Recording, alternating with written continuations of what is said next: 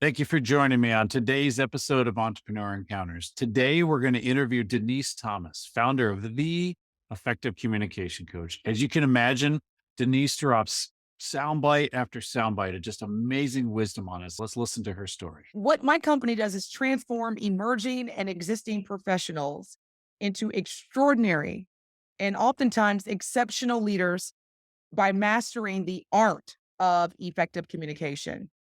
What's interesting is when I worked for companies, I was thinking of the idea, but my survival mechanisms and my self talk kept saying it's not guaranteed. When you are transforming from an employee to an entrepreneur, there's going to have to be a lot of mindset changes. And so I definitely encourage your listeners to establish meaningful relationships with other entrepreneurs because you're going to need to surround yourself with people that are going to help you or encourage you bring your vision into reality. For many years, I struggled. I wanted to be an entrepreneur, but I struggled because my conditioning said the only way that you're going to be successful and the only way that you're going to be able to provide for your family, the only way that you're going to be able to eat is through an employer. But it was always in my mind, sometimes more in the back front than the forefront, but just always wanted to really be my own boss. Cause I know if my own boss, I'm not going to fire me anytime soon. I love that. I wasn't going to fire me. That's so true. When we go into working for ourselves and become small business owners, become entrepreneurs, we become the boss. Yeah, it's not secure, but guess what? That W-2 job isn't all that secure either. That idea that I can't fire me, I'm not going to fire me. That's really important that I want everyone to grasp. You've got to embrace that mindset shift that we're all going to need and that we're all going to understand. If we don't get our mind right, we're going to listen to the negative self talk. We're going to listen to the doubters. Honestly, we're going to listen to a lot of our friends and family who are like, why don't you go get a real job? So ultimately, we're going to need to surround ourselves with support. So let's listen to Denise's next segment where she talks about some of the support that she went out and found in order to help her go on her public speaking career. My passion around my business started when I was 3 years old. Now, of course, at that age, I didn't know what my gift was. But again, going back to my earlier point, having people in your life, i.e., my parents, especially my mother, she saw the gift at that age and immediately inserted me in speaking engagements at church, at school. I was the student that was asked to read the announcements over the PA system. Then I got into forensics, speech and debate. I was always speaking, and I was never, contrary to 99.9% of the world's population, fearful or nervous about speaking in front of an audience. So that's what the factor that my mother was like, okay, this is something extraordinary because most people, especially at that age, fear are terrified of speaking in public. So my passion organically came from my gift. How many of us can look back at our lives and see people who invested in us, who identified things that we had that were great, that built into us, even from a very early age, a young child? Some of the things that we can rely on most. And we got to look back and we got to say thanks. So thanks, mom and dad. Thanks to those people who built into us. In fact, I just want to point out, I believe in almost everyone's story as I listen and collect these stories going through Entrepreneur Encounters and listening to other versions of people's story. There are always a few people that invest in us in order to be successful. We have to remember that. We have to seek that out and we have to want that. Now, Denise is going to go on to talk about her view of competition. And I think this is mind blowing. So get ready to have your minds changed. So my competition is me every day. I don't want to be responsible for coaching the world. I don't have that capacity. I'm not waking up in the morning trying to compete with other great public speakers and communication coaches because my style may not be suitable for everyone. But for those that say, you know what, Denise is someone who I can collaborate with, partner with based on her style, that's all I have to worry about. Did you hear that? My only competition is me. Recognizing that, like, oh, it's not this other person over here where we start having, the imposter syndrome complex. We're our only competition. because our life stories and our experiences make us unique. So you got to look at yourself and say, what is it that makes me unique? What am I bringing to the table that other people's don't? They don't have your life story. They don't have your previous experiences. They don't have your creativity. There's a reason it's called a unique selling proposition. It's because it's unique and because it's you. People buy from those that they know, like, and trust. And just because you quote unquote do the same thing, you don't actually do the same thing the same way for the same people. All those pieces are different. So embrace that shift. If you take nothing else away, that part is absolutely amazing. So in this next part that's going to come up, Denise is going to talk about the sacrifices she had to make in order to become the effective communication coach. The biggest one immediately is income. Because remember, when you've been conditioned as an employee, the biggest choice that you're going to have to make is how am I going to operate based on the indefinite source of income? Here's the good news. This is actually incredible news. I am a living, breathing testimony that when you do what you love, the money will come. And so the choices that I had to make were painful because a lot of the people and things and places that I were managing or entertaining or engaging in, I could no longer do that as an entrepreneur. But it helped me open doors for those things, places, and people that were more in alignment with my company's mission and vision. Now, leaving your job is not for the faint of heart. I know I've done it. My wife has done it. It is a difficult step. But if we're going to be able to grow and build this business, we have to decide that we're ready to move into it and ready to be able to mature. So if you're ready to make that step, just know that it comes with some sacrifice. It comes with some courage. But man, did you hear what Denise said? Let me go back and quote exactly what she said. If you do what you love, the money will come. Now you got to build the right business about it. You got to know how to actually do that. But it is possible for you to do that. Frankly, this is oftentimes what keeps us going when times get tough. So Denise goes on to share something super savvy she did in her first year. Let's listen to the steps she took.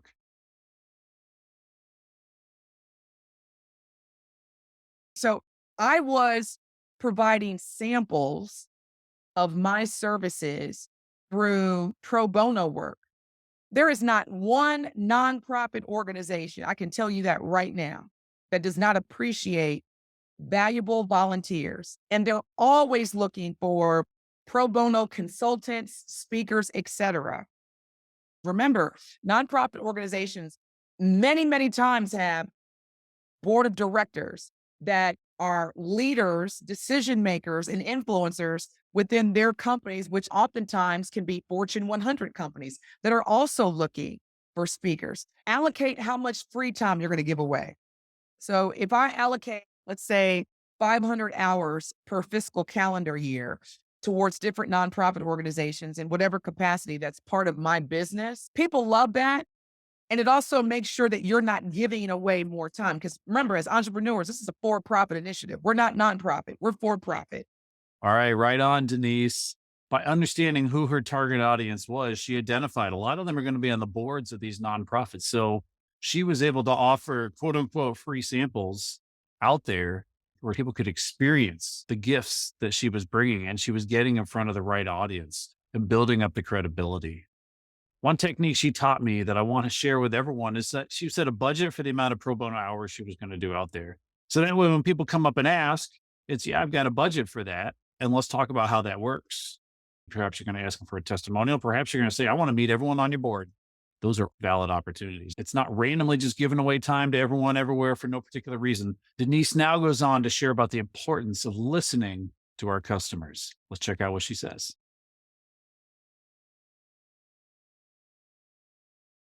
And so I was having conversations, whether it was dialogue, just exchanging what matters to you right now. These are the things that I have authored or put together, created. Is this something that would be of interest to you? Listening is a powerful technique because oftentimes your clients, they want you to understand what matters. And part of understanding what matters is listening and having those conversations, exchanging ideas and perspectives, and leaning in to your client, whether again it's an existing or potential. Hello, old friend. It's always good to see customer discovery coming up in all these discussions that we have. It's something that we ask all of our clients to do at Milwaukee Small Business Coach. It is talking to your customers. It's talking to potential customers. It's asking them questions and understanding more about them. And here's the big key. Some of us just can't wait. We just can't wait to tell everyone everything they need to know all about our business. But the key, do you hear the key Denise said? Listening. We have to listen. We do have to ask good questions and then we have to listen. We're not asking good questions so that I can say the next thing that I want to say to you. We're asking good questions because we want to listen, because we want to learn, because we want to know how we can be better, how we can serve, how we can solve that problem best, how we can provide the best way, the best solution to have that customer ultimately be satisfied. So I love, love, love that Denise shared that part of her story because I think it's so critical and honestly so misunderstood because everyone's like, yeah, let me just get back to the thing that I do. Well, doing what you do and being great at it is not sufficient to build a business. I'm going to say that again. Being great at what you do is not sufficient. It's necessary, but not sufficient to build a great business.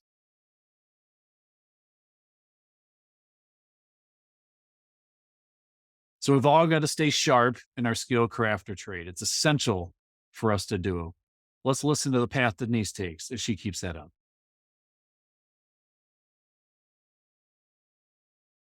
I'm always looking for relevant and valuable certifications. And you have to make the time because often as entrepreneurs, we are so consumed and busy with our day to day operations, whether it's administrative duties, execution of our services, planning for the next. All of these things consume our time, but you also have to make the time to pour into you. And your clients will also appreciate knowing that you also are a work in progress and you're continuing to develop. Remember, if you're coming from corporate, or if you're coming from an organization, oftentimes you're waiting for the invitation.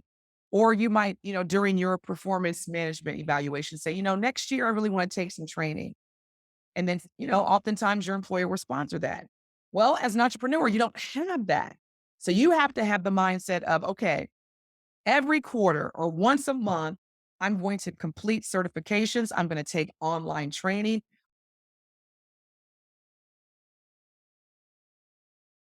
Ooh, did you catch what she said? Relevant and valuable certifications and training. A lot of folks are like, I'm just going to go get some training. I'm going to do this thing. Maybe I'll get another certification. Maybe I'll go down this path. Look, most people just don't care. But if it's relevant and it's valuable to you, meaning that you can deploy it, it's going to make you better at your skill, craft, or trade so that your business can be better, so that your customers are better served, potentially so that you pay you more, or they hire you more often, or they keep you on. Those are worth pursuing. Head on, Denise. I absolutely love that you went down this path. So, time is one of the most precious resources for entrepreneurs. One great way to be able to find time is to find the places that you are not good at. That is places where our strengths aren't, and be able to figure out what are we going to do about that in order to improve it. Again, let's listen to Denise and what she says. The biggest opportunity that you have is to hire your weakness. I don't like that word weakness. Outside of your strengths, seek others to help you in that subject matter because there are plenty of experts in the banking industry, in the finance industry. I'm not an accountant, I'm not a finance expert. So I outsource. You have to be very intentional about what you truly can do, what's your organic, natural gift versus other things that are going to be critical to your business. I have a good accountant, I have a good bookkeeper, I have a good banker, I have a good web development team. I have a good social media team. These are all teams that I outsourced that are critical to my business. However, I don't know how to do it. It's an investment. Trust me. It may seem like another expenditure, but it will save you so much time, money, and energy that you can put back into your business and focus on where your gift is. All right, you heard it here. Where are you working outside of your strengths? I mean, right on, Denise. That's so super critical to understand. Many of us spend lots of time and lots of energy in places that we are not strong at, that we're not good at. And here's the deal. Here's something that I encourage all of our clients to think about. You need to be as close to 100% your skill, craft, or trade as possible. We're going to continue to get better. We're going to continue to grow. What about the things that are not my expertise? Well, I'd say your maximum cap probably needs to be about 80%. And I know some of you who are like, we got to get A's, like 80%. I'm getting itchy skin. That's not where I want to be. Hey, look, here's the deal. When it's outside your area of strength and you need to get above 80%, that's when you need to start thinking about outsourcing it. So a lot of you might be saying, I know Brent, Denise is a successful entrepreneur. Of course, she can go hire what she needs to. Well, number one, I think you misunderstand the story if you understand that like day one, she hops out of the box successful. She was always amazing, but it takes time to build that successful business and with the iteration and figuring out how to do it and how to make it better. So I would challenge you and say, look at what you do. Number one, does it need to be as great as you think it does? Or how about just one step better to make it there? If you find that you're pushing a barrier of a place that you're not expert in, but you do need to get it better, then that's one you really need to strongly outsource. But most of all, figure out where you're spending your time. Because if your time is being spent in the things that are outside of your area of strength and they're also not generating you revenue or profit, I think you really got to consider it and say, what is it actually worth? If I have an abundance mindset, if I pass that off and to really, truly deploy my time in a place that's great, that's going to help me, my business grow and succeed, maybe the trade-off is there. That's something we work with our clients all the time in Milwaukee Small Business Coach. Well, like you, I can't do this alone. My awesome wife, Kate, does all the editing to make these episodes possible. Chris Crean does our music, both on the intro and the outro. If you're looking for more insights to be able to continue to grow your business, I want to encourage you to check out our website, mkebusinesscoach.com/insights, and see how else you can continue to grow and elevate your business. If you like what you're hearing here, I want to encourage you to like it, subscribe, and share with everyone that you know, because we are not in this journey alone, and we're going to need to encounter other entrepreneurs. So again, thank you for joining me on this episode of Entrepreneur Encounters. I'm Brent Halfwasson, Milwaukee Small Business Coach, and I want to invite Chris to take us out. Ready to take